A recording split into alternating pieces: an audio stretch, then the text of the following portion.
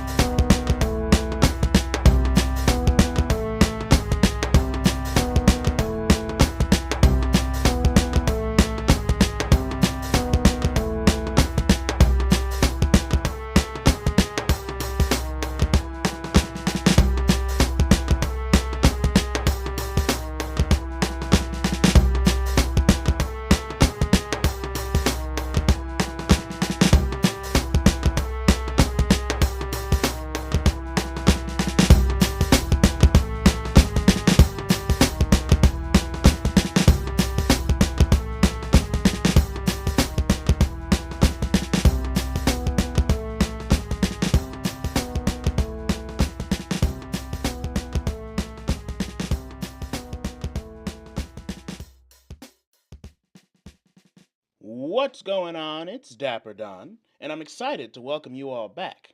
And boy, has this administration made the 5 months it's been back in power a long-ass 5 months.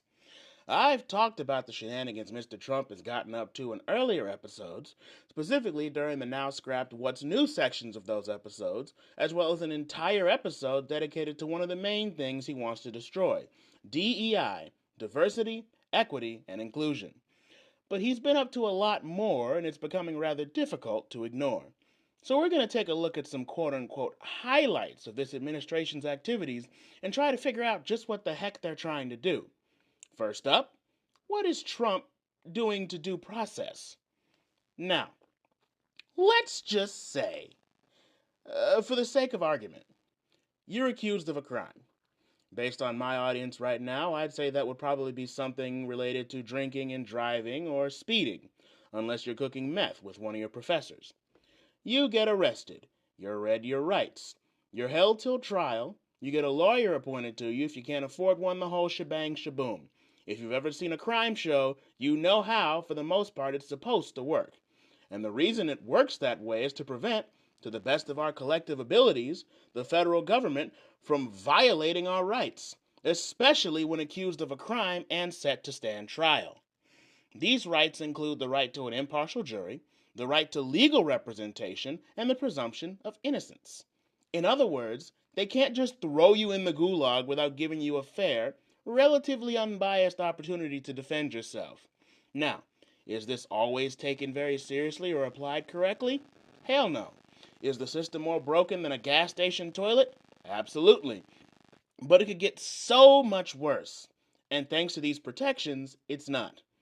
But, what would happen if, that all went away at the discretion of one rotten orange with a wispy blonde comb over? Well, that's a dark, dark future, I tell you. But it could be a possible reality. Now, this is an article here from Courthouse News. This article, May 16, 2025, by Kelsey Reichman. Supreme Court finds Trump violated migrant due process rights with speedy deportations. President Donald Trump's push to quickly deport migrants to foreign prisons without due process left him in a standoff with the High Court. Washington CN. The Supreme Court on Friday found President Donald Trump violated the due process rights of Venezuelan migrants when he tried to expedite deportations to an infamous El Salvador prison using wartime authority. You know, one of the worst prisons in the world with no due process? Yeah, that El Salvador prison. Yeah. In the apparent 7-2 ruling, the High Court found the Trump administration did not give a group of Venezuelan detainees proper notice and time to appeal their removal under the Alien Enemies Act. Under these circumstances, notice roughly 24 hours before removal, devoid of information about how to exercise due process rights to contest that removal, surely does not pass muster, the court wrote in a per curiam opinion. Justices Samuel Alito and Clarence Thomas dissented, arguing the Supreme Court had no authority to intervene in the litigation. In an opinion penned by Alito, a George W. Bush appointee, the justices called the ruling doubly extraordinary, granting, certiorari, some of these fucking law words, I swear to God. Granting certiorari before a court of appeals has entered a judgment is a sharp departure from usual practice, but here neither the Court of Appeals nor the District Court has decided any merits questions, Alito wrote. We have said more times than I care to remember that we are a court of review, not first view. Following the court's order, Trump wrote on Truth Social, "The Supreme Court won't allow us to get criminals out of our country." The White House did not respond to a request for comment on the ruling. Dozens of Venezuelan men petitioned the justices to avoid being sent to El Salvador's Centro de Confinamiento del Terrorismo, or CECOT, where a first round of deportees from March remain jailed without access to communication with attorneys or family.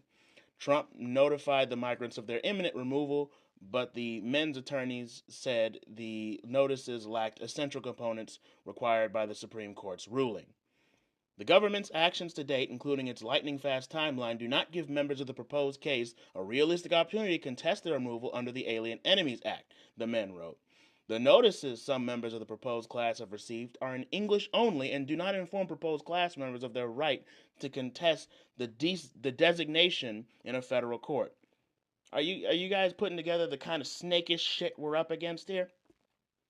Under the Alien Enemies Act of 1798, The president can detain and deport natives and citizens of an enemy nation. It has been used only 3 times in the nation's history: during the War of 1812, World War I, and World War II. President Franklin Roosevelt infamously ordered the internment of Japanese Americans under the statute. When reviewing an order to return the first wave of migrants sent to CECOT, the Supreme Court specified that migrants facing removal under the Alien Enemies Act were entitled to due process, including adequate time to appeal their removal order. Since then, Trump and Vice President Vice President Slimy J.D. Vance, have openly suggested suspending due process rights. Vance characterized calls for upholding due process as an attempt to accomplish through fake legal process what they failed to accomplish politically. Trump said, "We cannot give everyone a trial." All right, so I'm going to stop right there. The article will be linked in the description. You can feel free to check it out for yourself. But yeah, that's right. Our president was about to deport a bunch of Venezuelan migrants to one of the worst prisons in the world, giving them no opportunity to defend themselves or even contest the ruling. And if it wasn't for the Supreme Court stepping in and saying, yeah, hey dude, maybe shipping a bunch of people off to a torturous prison because you don't like them isn't a super great idea, just a thought. Those men would have been screwed. But perhaps the most ominous thing to come out of this was Trump saying, "We cannot give everyone a trial." This is the leader of the free world saying that it's wrong for us to protect the rights of people he doesn't like. And if that's not enough, we already know that Trump is willing to sidestep and outright disregard the law. I'm going to pull up here an article from Time. Can he do that? What legal experts say about Trump's most radical moves. This article was posted February 4th, 2025 by Nick Popley. The second Trump administration has wasted little time in testing the boundaries of executive authority. While many of the president's supporters are cheering him on, some legal experts see a constitutional crisis unfolding as many of Trump's moves raise urgent legal and constitutional questions that could take years to fully unravel. Trump, whose first term was marked by repeated clashes with the courts and Congress over executive overreach, has signaled an even more aggressive approach this time around. His administration's recent actions, attempting to dismantle independent agencies, granting private individuals access to sensitive government systems, and offering unprecedented federal employee buyouts, are already triggering legal challenges and intense debate over the limits of presidential power. Here are some of the ways Trump's proposals are testing legal boundaries and what specific laws some experts say the administration may be breaking. Dissolving U.S. aid. The fate of the U.S. Agency for International Development is hanging in the balance after Trump and Musk signaled plans to effectively shut down the agency by stripping away its independence and placing it under State Department control. U.S. aid has long been a part of U.S. foreign policy, providing humanitarian aid, promoting global health initiatives, and supporting democratic governance in some of the world's most volatile regions. It administers billions of dollars in aid annually, addressing crises ranging from natural disasters to health pandemics. Supporters say the agency's work, conducted in over 120 countries, has alleviated suffering and built long-term relationships that support U.S. national security interests. But in recent years, U.S. aid has become a target of Trump's broader campaign to slash federal programs he views as ineffective or wasteful. Trump has long criticized U.S. aid as an institution that often strays from his America First agenda, claiming it prioritizes globalism over American interests. It's been run by a bunch of radical lunatics, and we're getting them out, and then we'll make a decision on its future. On its future, he said on February 2nd. Can Trump legally do that? Several legal experts tell Time that Trump lacks constitutional authority to shut down the agency without congressional approval. This is, yeah. I'm just gonna read that first sentence for you, and then you can kind of put a picture together from there. In fact, with a lot of these, it's going to be the same or similar first sentence after the crime in question. For instance, the second part, granting Elon Musk's Doge access to sensitive data. Days after his swearing in, Treasury Secretary Scott Bessent granted Elon Musk and his team at the Department of Government Efficiency, DOGE, access to the federal payment system, which handles more than $5 trillion annually in federal disbursements, including Social Security, Medicare, and tax refunds. But the Treasury Department's payment records are more than a federal checkbook. They are part of a highly sensitive system that processes the country's essential transactions. It includes personal information from taxpayers, beneficiaries of federal programs, and contractors, raising alarm over the potential for misuse or mishandling of such data.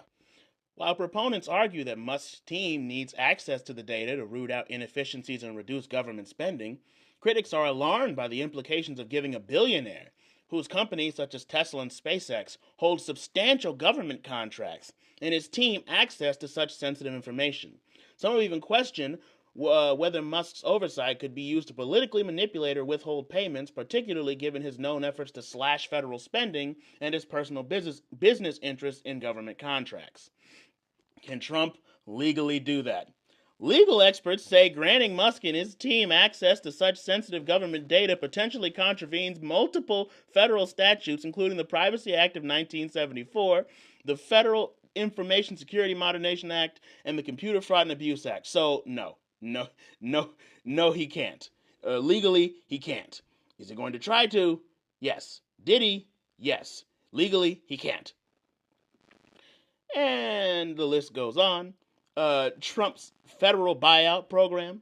On January 28th, millions of federal employees received an email from the Office of Personnel Management with an unexpected offer to resign by February 6th in exchange for 8 months of pay and benefits. Those who refuse would be expected to return to the office full time. Trump has framed the offer as a way to make the government smaller and more efficient.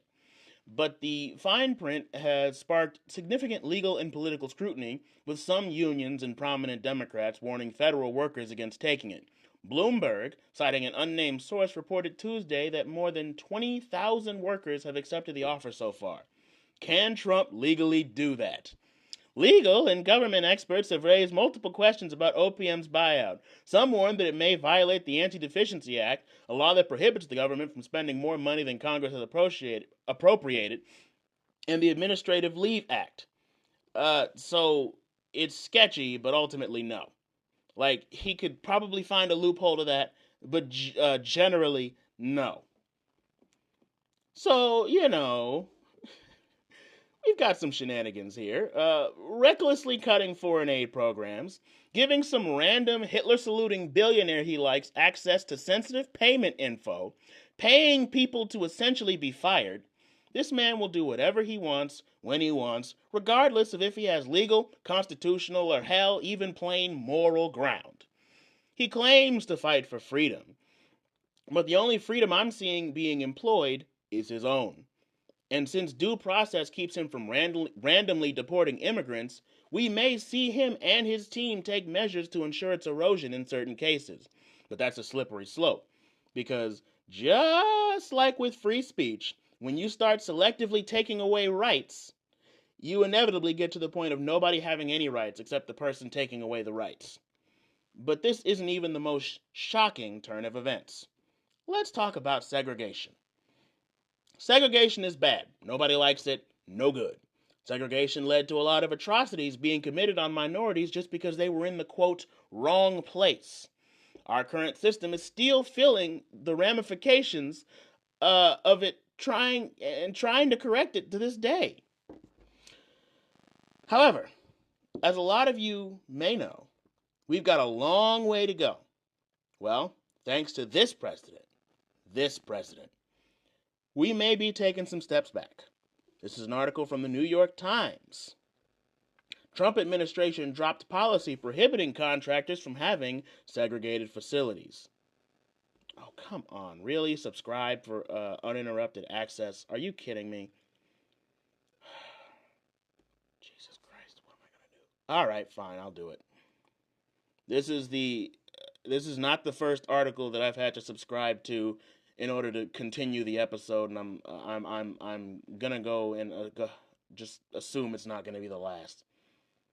Ugh, fucking hate this shit.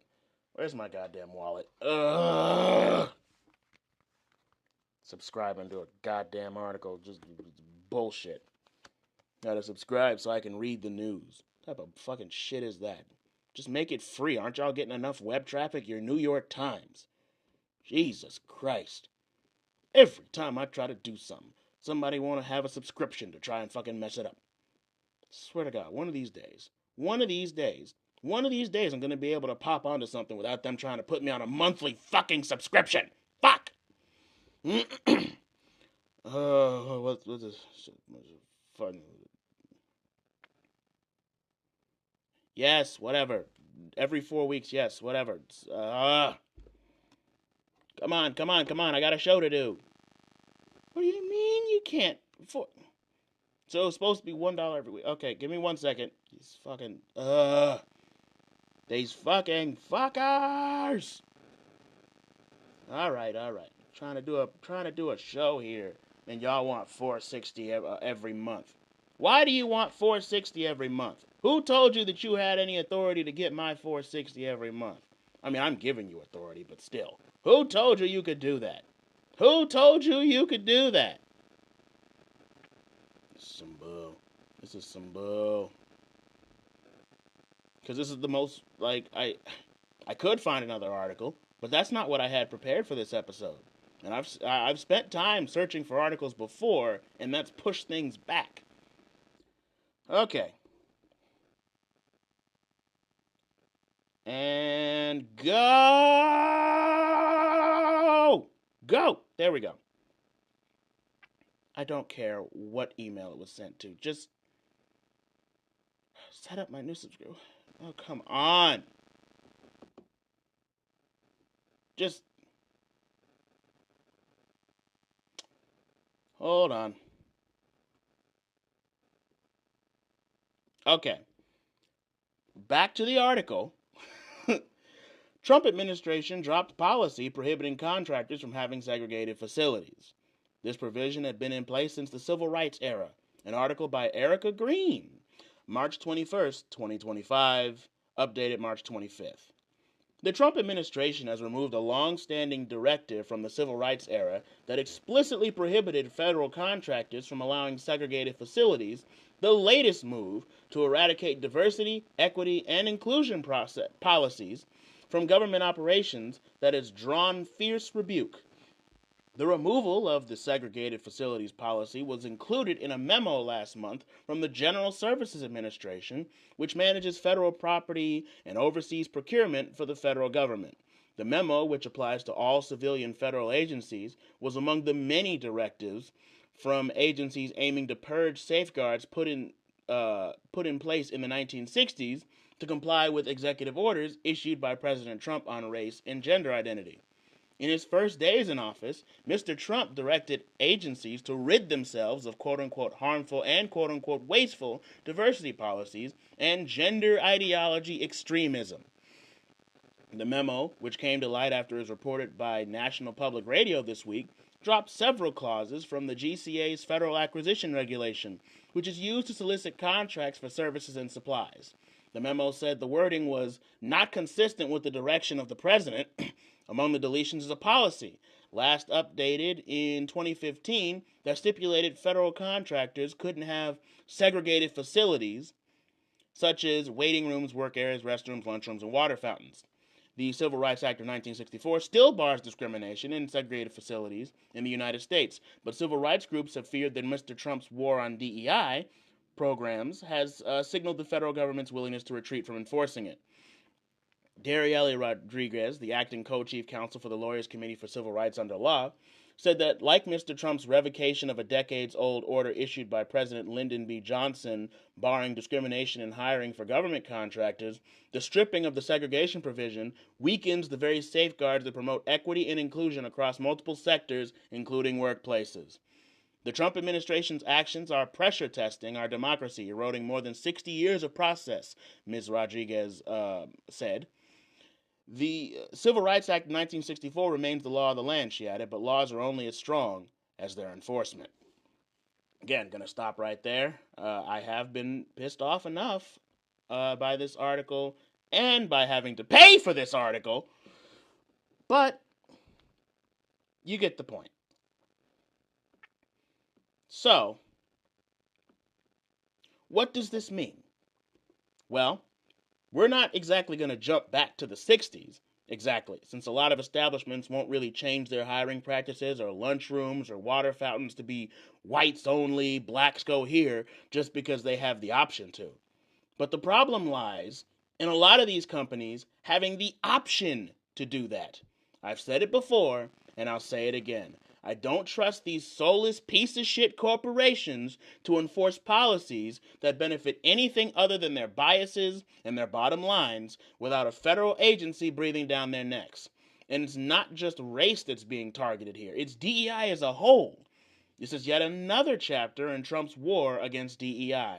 And boy, if you think the hiring practices are bad now, just wait until companies no longer have to hire minorities and members of the LGBTQ plus community or even the disabled community. We're cooked. And it's not just me saying that. This is a USA Today article. Trump's new order could unravel years of protections against discrimination, activists say. The landmark 1964 Civil Rights Act aimed to prevent workplace discrimination. Trump says it promotes bias and will stop enforcing it. Washington. A new Trump executive order could undo years of hard-fought gains against discrimination, civil rights leaders and constitutional law experts said. The 60-year-old landmark Civil Rights Act outlawed segregation in public places and banned employment discrimination based on race, color, sex, religion, or national origin. Other major federal civil rights laws followed, including one protecting the right to vote for all citizens and other banning discrimination in housing. Trump signed an executive order on April 23rd that would repeal or amend provisions of this act, saying his change guarantees equality of opportunity, not equal incomes. It promises that people are treated as individuals, not components of a particular race or group. It encourages meritocracy and colorblind society, not race or sex-based favoritism, the order reads. Presidents cannot repeal laws, but they can decide to not have government agencies enforce them. And that seems to be what Trump's order accomplishes, civil rights experts said. We rely on the Department of Justice to be the one to bring those sorts of claims in schools and other places where discrimination can quietly run rampant, said Fatima Goss-Graves, president and CEO of the National Women's Law Center. This is abandoning their obligation. The impact of this policy shift could be significant.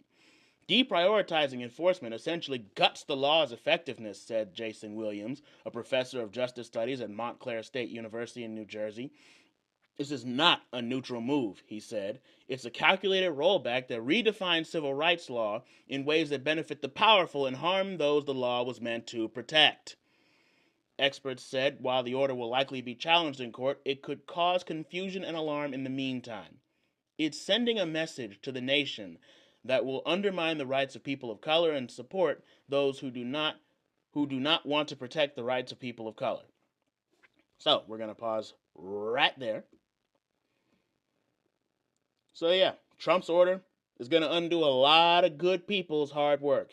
He assumes that minorities get some kind of special priority, and while in some cases they do, unfairly so, a majority of cases still see us being treated unfairly. Hell, I went to a whole college and experienced discrimination based on the color of my skin and my neurodivergency. And mine isn't the only case. This is an article from the Pew Research Center. Racial discrimination shapes how Black Americans view their progress in U.S. institutions. June 15, 2024, by Kiana Cox. The majority of Black adults say they have experienced racial discrimination. 62%. Yes, says it's been from time to time. 13% say it's been regularly. Only 23% say no. Most Black adults say they have experienced racial discrimination, either regularly or from time to time. They say these experiences make them feel like the system is set up for their failure. Many also say Black people must work harder than everyone else to achieve success.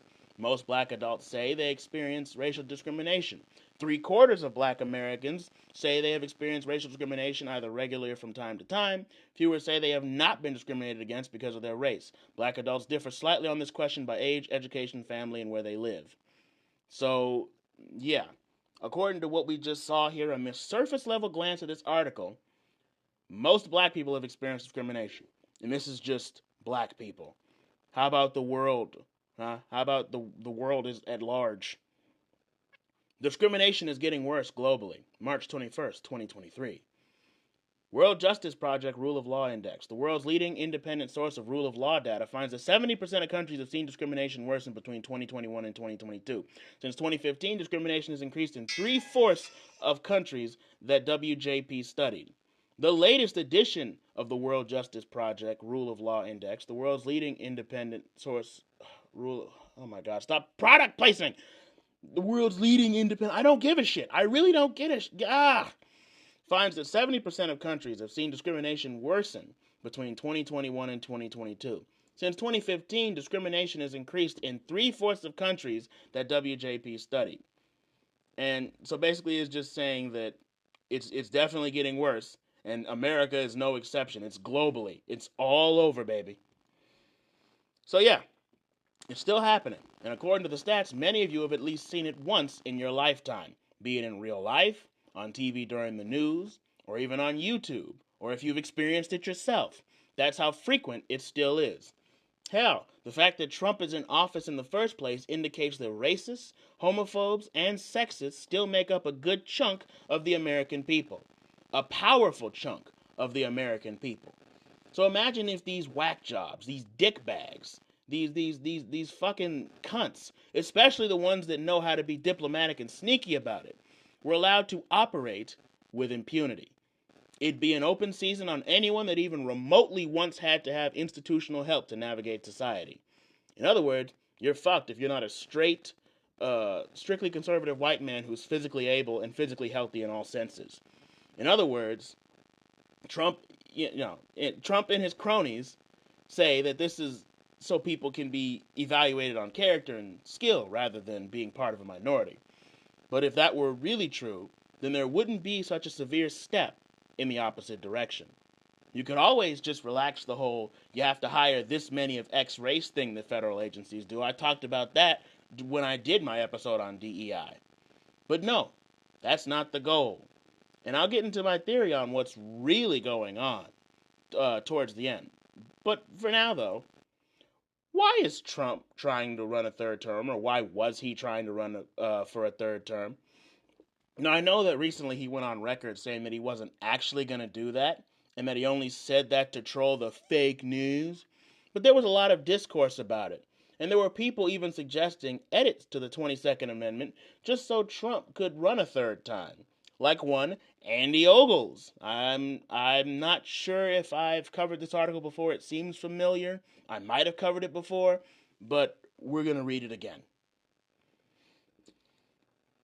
Representative Ogles proposes amending the 22nd Amendment to allow Trump to serve a third term.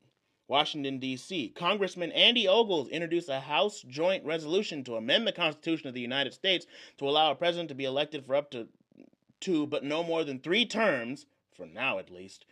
The language of the proposed amendment reads as follows. No person shall be elected to the office of president more than 3 times, nor be elected to any additional term after being elected to 2 consecutive terms, and no person who has held the office of president or acted as president for more than 2 years of a term to which some other person was elected president shall be elected to the office of president more than twice. In other words, it's going to say no more than 3 times instead of no more than 2 times. I know that wording was a little weird, but that's how it works. President Trump's decisive leadership stands in stark contrast to the chaos, suffering, and economic decline Americans have endured over the past few years. He has proven himself to be he's sucking Trump's dick throughout this whole thing and is basically saying, I want Trump to run a third term. You can check out the article again for yourself, but I'm pretty sure I read it before. But anyways, Trump himself actually teased the idea as recently as a couple months ago. Trump won't rule out seeking this is NBC News. Trump won't rule out seeking a third term in the White House. Tells NBC News there are methods for doing so. by Kristen Welker and Megan Lebowitz, March 30th, 2025.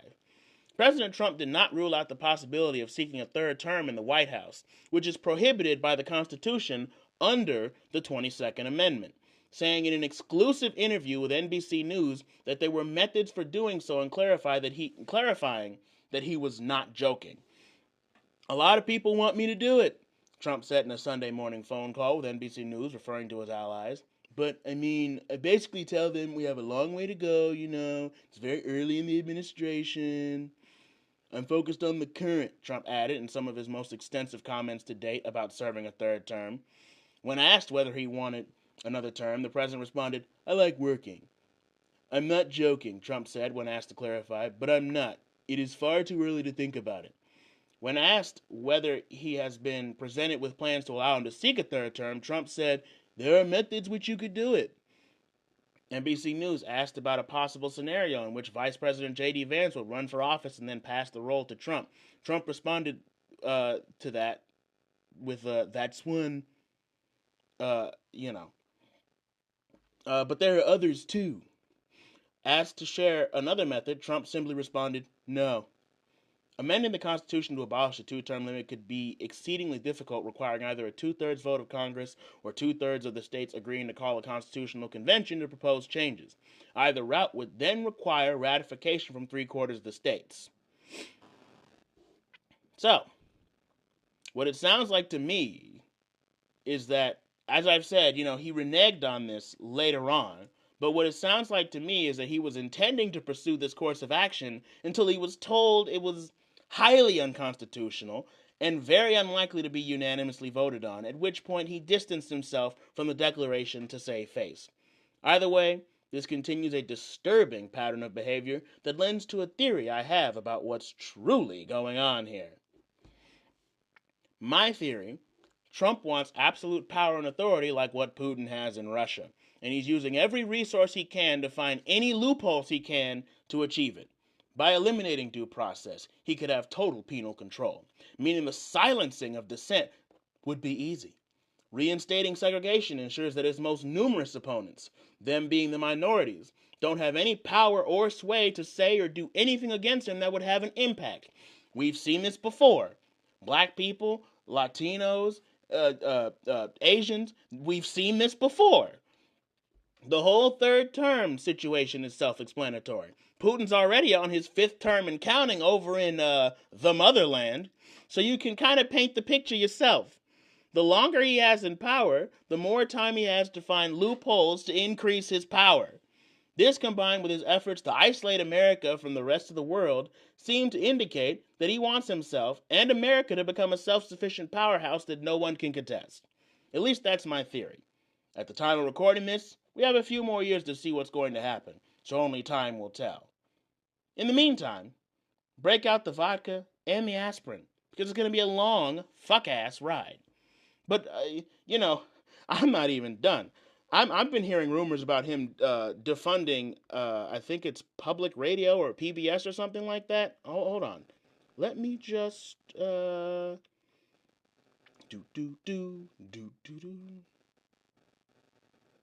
Yes, Trump signs executive order directing federal funding cuts to PBS and NPR. And as somebody who worked for an NPR affiliate, this is quite painful to hear. Washington. President Donald Trump on Thursday signed an executive order aiming to slash public subsidies to PBS and NPR as he alleged bias in the broadcaster's reporting. Now, the subsidiary of NPR that I worked for was Indiana Public Radio. And I will tell you right now, those people are so unbiased that it is scary. They take time.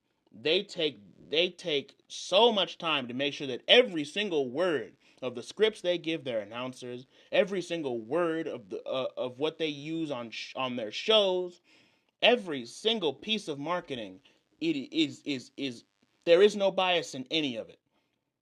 They don't do anybody. Now, they may have people on who don't like Trump, right? Just like they have people on who are Trump supporters. They do not take any political sides. They are very neutral, and He's only claiming bias because they've had people on that he doesn't like. That is literally the only reason he is claiming bias. The order instructs the Corporation for Public Broadcasting and other federal agencies to cease federal funding for NPR and PBS, and further requires that they work to root out indirect sources of public financing for the news organizations. The White House, in a social media posting announcing the signing, said the outlets receive millions from taxpayers to spread radical, woke propaganda disguised as news, or so he says. Look, another attempt at seizing that absolute power. What did these tyrants always fucking do every time they came to power? They silenced any media that went against them. They silenced anybody that could possibly speak against them. Radio is a big field, a huge influence, especially public radio. A lot of influential, rich people listen to public radio. So to silence that would be to cut off yet another voice of the people. That's what he wants to do. He wants to cut off voices of the people. He wants to make it so that nobody can contest him. And he wants to have complete carte blanche to do whatever the fuck he wants. And because we'd rather not have a woman in office, we'd rather not have what was Bernie Sanders, like a third party candidate? Because we'd rather not have that. We now have a man trying to seize absolute power. And a bunch of old fuck damn near in the grave cowboy grandpas supporting him. Congratulations, America. Land of the free, home of the fucking stupid. But anyways, that's my theory. At the time of recording this, like I said, we have a few more years, so we'll see what happens. But anyhow, that is all for today's show. If you like this episode, leave a like, comment, and subscribe.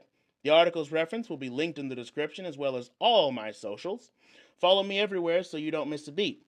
And be sure to come right back here next Wednesday at 6:30 p.m. for an all-new What's Going On with me, your host, Dapper Don.